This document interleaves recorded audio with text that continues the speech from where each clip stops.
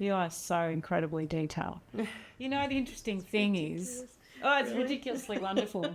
We didn't tell you what the name of our exhibition is, eh? Yeah, yes. So Meticulous harmony. Meticulous. We're both both very meticulous. Well, welcome, friend. I'm pretty excited to have Kristen here today.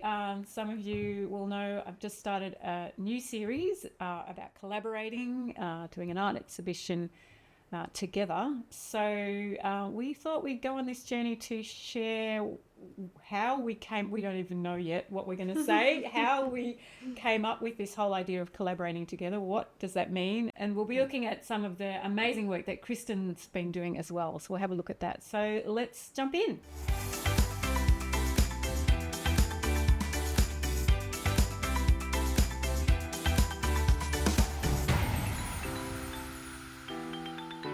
Kristen, hello. Hello, Heather. It's good to have you here. So we are in Cuppy Art Space, which is only like a stone's throw from where you live. It is. And I was trying to think back as to where we actually met.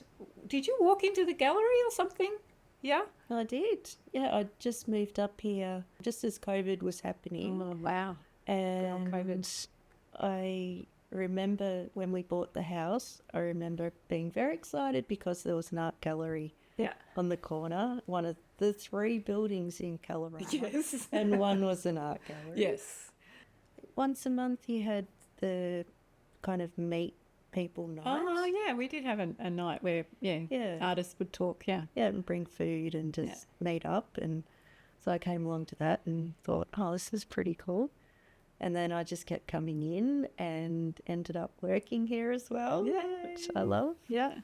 And, it's just gone from there. Ah. Yeah, that's good. I remember giving you a plant. How random was that? Yes. Like, I have a plant, a really nice plant. Do you need that to sell your house? That's right. Yes, and that's why I think the house sold. Oh, of course. Because of the plant. Was important. Yeah. Very nice plant. It's like afterwards I'm thinking, she must think I'm mad. Hardly even know her and I was throwing a plant. I thought Heather was lovely giving me a plant. You just babysit it for a while. Yeah. I don't even remember when we first came up with the idea. Was it this year? So we're in August, if you're watching this later, we're in August 2024. It is August, not September yet. Yes. Yeah, not August. quite. We're like, if we're looking a little bit, things getting closer to the deadline, and our exhibition is being set up towards the end of December. So we have 4 or 5 months of a lot of work to do, but we'll talk about that in a minute. Do you remember when we first? Was it this year? It was this year, wasn't it? I got in the sculpture prize and the Yering Station one, and we were talking about it from that. That's right, because you'd gone there, and then I know that one of the curators, well, you do too. The place that we're going to be exhibiting is in Yering Station, which is a beautiful winery in the Yarra Valley in Victoria, Australia. So, we sort of knew about it. And then, because Kristen works for me part-time at the gallery doing amazing things. And I think I was giving you the job to try and promote my work because I'm so bad at getting it out there. Yes. And you're like trying to find all these, exhibitions to go in. Competitions. Yeah. I'm like, but then for some reason we were like, oh, maybe we should go to do something at Yering Station. And then so we just rang up, didn't we? We're like, oh no, we sent an email. We sent an email. Yeah, sent an email and rang up. Anyway, you don't need to know all that detail necessarily, but but he said yes. He said yes. And we're like, and he's like, do you want to do it in 4 months' time? We're like, no. We need a year to prepare because we got a lot of work to do. If any of you know anything about my work, photorealistic painting doesn't happen in a day. And if you know anything about Kristen's work, it certainly does not happen in a day. So we need it all the time. So we just messaged him back, and then what is the latest we can do it? So we're in January 2025. We've got the whole month, which we're super excited about. So, So we started the journey of trying to work out, well, what do we do? So we thought we'd meet once a week. It was a little challenging, not bad challenging, but just wrestling, trying to work out how do we work together? Because we have very different art forms. How do we collaborate that together? can you remember much of how we did it? Or? I remember sort of early on coming up with the concept of putting pieces in front of Heather's, and then we talked about doing the same flower or leaf. Yeah. And then Heather doing a really big detail of it, and then I would do the other components that sat in front. Yeah. Yeah, and I think even I've stepped back from that, I remember just thinking, but I want to do hands. Like hands and flowers and glass. Well, how do we incorporate them in? And then I'm like, water drops and your stuff. We're like, how do we do this? I'm like, glass, water, maybe. I don't know. I actually don't know how we came to work out the concept. But we'll throw some images up here of some of the drawings and things that we started off with, because I think I came to a point where I'm like, okay, we have to, because I'm not one to do work it's not already been in my mind, and so it's hard to sort of go push myself to do something that I haven't sort of been thinking about for a long time. So I remember thinking in my mind, was like, okay, we have to collaborate here. We have to actually give a little bit. Both of us have to give a little bit. So you're not doing something that's fully what you would have been doing if it was just your exhibition, and I'm not doing a fully, although I'm really happy now. I would have completely gone probably just hands for my exhibition, but I think we've helped each other stretch each other to do something really different. So because Kristen was very focused on beautiful flowers and the way they're made and incorporating that into glass, I'm like, well, I can't remember whether it was you or me, but we were like, well, let's do flowers, and I'll do water drops. Yeah, because that'll be. I will enjoy doing that. We both wanted to do something we're enjoying. We don't want to just go, oh, I'll do everything you want to do, and oh no, I'll do everything you want to do. No. So I can remember we wrestled with. I don't remember much about it. I remember we wrestled through that a little bit. And then we started looking for detailed shots of flowers with water on them. Yes. And then we're like, oh, yes, that's amazing. But it took a while. We had to work out what flowers, and we're like, how many flowers, and how much time have we got? And I had to work out, like, well, I can do probably a canvas in a month. One flower, or maybe 2, I can't remember. And then we had to work out, well, we'll do 5, and now we're down to 4, I think. Yeah, we don't know. We'll see what happens. Yeah. We got 4 flowers and the hands, but we'll talk about the hands another time. But so flowers, we decided on 4 flowers. We wrestled a few with that because we had to think about what you had in your studio already, or what you already knew would work, because there are some flowers that are just so incredible to work with. I'm finding out. I'm like, well, I want to do this. And I'm like, oh, it's not going to be very interesting.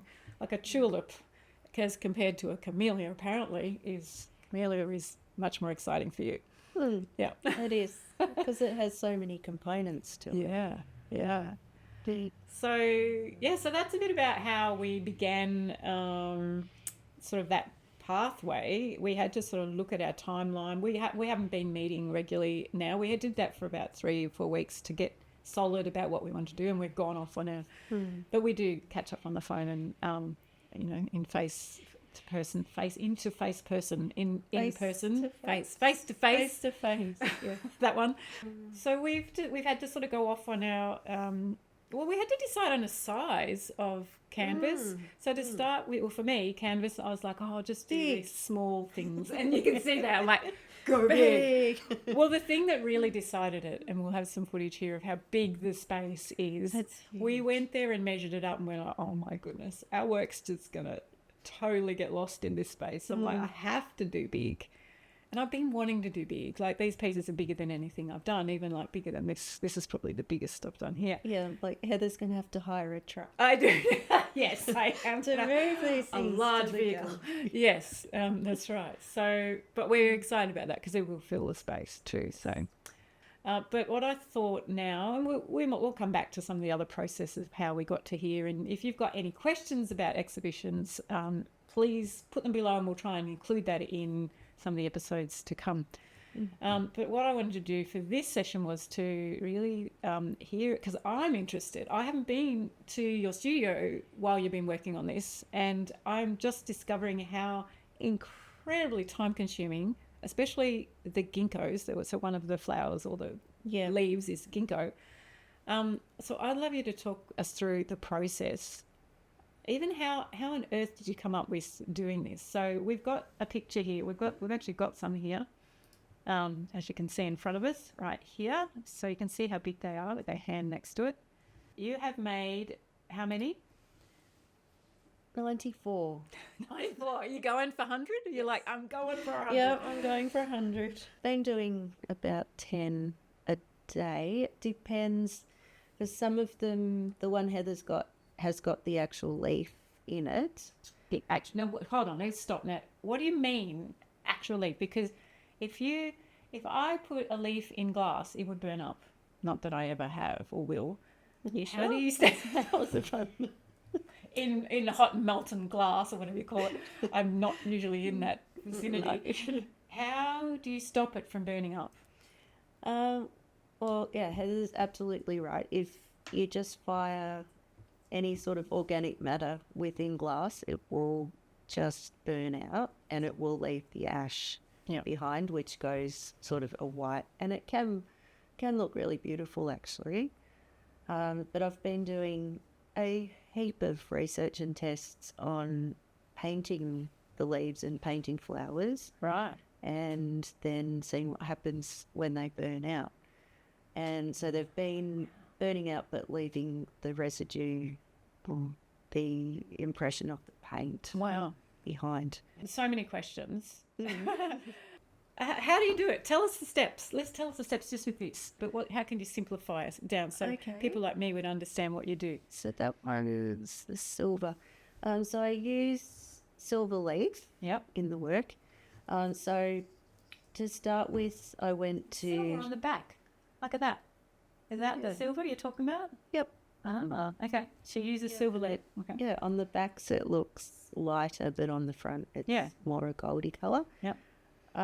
So I started by going to the Alfred Nicholas Gardens, and I absolutely recommend that if you haven't been there, go there in autumn next year, because it is divine. But the whole lake is covered in ginkgos, and it's just like heaven.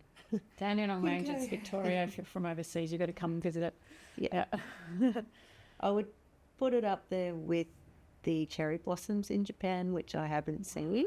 Okay. And I would love to see. It's on my bucket list. Yeah, right. But this is the same sort of total immersion in nature and yellow. So I collected a whole lot of leaves off the ground, and it's really funny because I thought, I'm going to get told off. Yeah. Because it's, you collect this. All right, yes. But I got them from the ground. Yeah. And so I ended up, I had a bag, so I ended up putting them in my bag and then putting them under your jacket. So no one would see it. And if they did, they would have thought I was pregnant. So I smuggled them out. Yeah, just in case. Yep. Just in case. Because you were so keen. It's like gold. Yeah, like gold. And then I went back a couple of weeks later to get more, and they'd all pretty much, they were all sort of off the You got trees, enough. and yeah, they weren't in such a good state. Okay, yeah. So yeah, that was quite funny. And so then from that, I actually just used the shape of each ginkgo and just traced around it. Wow. And then cut that out in glass. Wow. And then Hold on. Cut it out of glass. Like that, just some scissors and just, like... a glass cutter. Yep. Which is about so big, and it has a little wheel on it that you run along the glass, and then you can snap the glass, which is quite magical. Yeah. Otherwise, we use running pliers that you can put on the end of the cut and squeeze those, and then it will snap the glass. Yep. Which is always very hairy doing a very large piece of glass. Oh yeah, you don't want to shatter it. Shear. Oh yeah. It is very expensive. Oh gosh. And then, so for the ginkgos, the quite simple shaped ones. So those ones, I drew the shape of the ginkgo out on the paper and then cut the 2mm glass on the top of that, and then used the running pliers and a tool called Groziers to kind of break the glass back. And I was finding that the 2mm glass was so much better than the 3mm glass. Yeah, the 3mm a lot of experimenting. was very hard to cut and snap off. And then decided that a lot of the ginkgos have got really intricate shapes, sort of stumpy on the end. And some of them sort of come right up inside. So I was finding I wasn't getting. You can't do that very easily with a glass cutter because you'll have little inset bits, and trying to do those and break it, it will shear right through. So I used a Dremel, which is a handheld tool that you can put diamond burrs into. Wow. And with using it with water, otherwise the glass will crack because it gets too hot, and also it'll throw up glass dust. Do you have to have like mask on and everything when you do that? It's okay with water. Okay, because you're underwater doing it. Yeah. Okay. Yeah, because that keeps the dust down. But otherwise, like using powders and things, I use mask. Yeah. All the time. Lots of things in class. Oh my goodness. Not good. Yeah. Sure, we hope you live long. So with the Dremeled ones. Yeah.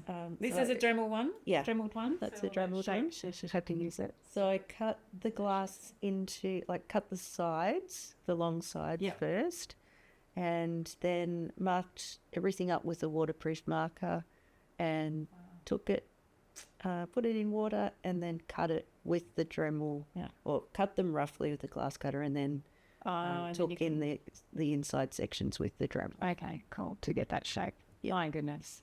You are so incredibly detailed. And also because it's going into a public space, I had to work out how it's going to be wired up, because people can just come along and go, and they'll all smash. Which isn't optimal. No, not great. So I've ended up putting tiny bits of bits of brass wire on the bottom. See, there's a tiny. So that will hold them from the bottom, and the top has got they're called eye pins, and I got these from, you can get them anywhere really, but I'm using brass ones. And these are pre-made, so they're pre-made with the hook on the top, the little loop. So the wires are going to go through that and then down to the base, so that they'll be anchored.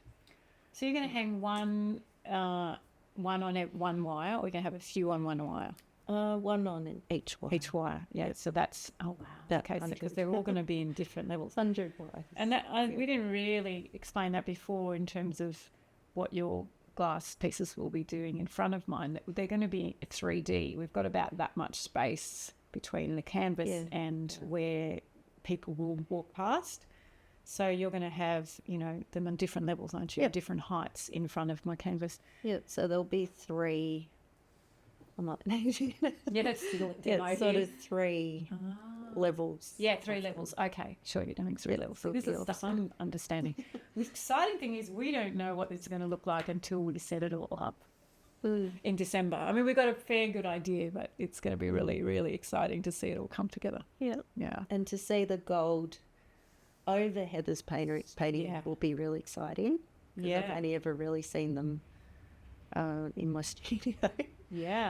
So that'll be very exciting. So today, and probably in this this video, we're actually going to go and do a photo shoot. So we'll show you a little bit of that footage here of us doing that photo shoot. But that's going to be a bit of fun, because we're going to do some promo soon. People have been asking a lot about when it is. So again, if you've got any questions about exhibitions, please let us know. So we're doing 4 flowers and the diptych of the hands. That's sort of going to be part of our exhibition. We will have some other pieces, little pieces that we've also got to be able to fill the space. But I think, just to round up this particular episode of the series, maybe just thinking about why we individually both want to do this. I think for me, I really enjoy Kristen's company, and we've been through a lot together. There's been some some challenges within the community, big storms and, power outages and, quite huge things to manage, and we've been through, and my gallery's had a car crash right through it, so she's been here to help, and her husband have been amazing and supportive. So we've been through a lot, and we really do love helping community and helping people, find some calm, and I think we did some fun projects together here and there. So we knew we worked well together, and I knew that would be really fun and a good chance to hang out. I think that was one of the things too. I'm like, we'll hang out a bit. And, it was. It's really nice to be, we both work very our work is just our work. I paint and you do your glass. And even though you're in an arts community where you're working, you're still very much on your own, probably late at night. So am I. So I think it's really lovely, and I encourage you guys, whoever's, thinking about exhibiting or, beginning down that track to find someone who you can travel that journey with, even if you're doing an exhibition just for you, just to bounce ideas off, because I think that's been I've really enjoyed that. What about you? Yeah, me too. And also, just coming up with ways that you can work together, like putting huge canvases together and then having things that go with that. Yeah. I would never have done work like that. Never have I. Before. And that's been really interesting.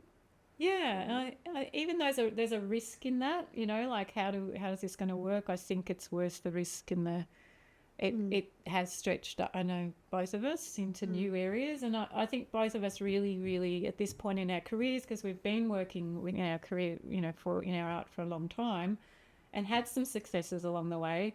And but what is our dream? We'd love to do a big exhibition and never really done. Have you ever done a collaborative thing like this? Not like this. You have done some collaborative stuff. Yeah, with another glass artist. Okay. But it was separate. Wasn't pieces. working together on the theme and on the whole process. Yeah, which still works too. But I think this process is, it's quite rewarding in terms of trying to work things out. And so I've really enjoyed that process very much. Yeah, me too. Yeah, it's been good. Oh, it's ridiculously wonderful. We didn't tell you what the name of our exhibition is, eh? Yeah, yes. So Meticulous Harmony. Meticulous. We're We're both very meticulous. Heather works on a really big scale, and I work on a really small scale. Yeah. So until next time, just send some questions if you've got any. But each week we will let you know. It's 15 weeks to go now and counting. We can do it. We can do it. See ya. Bye.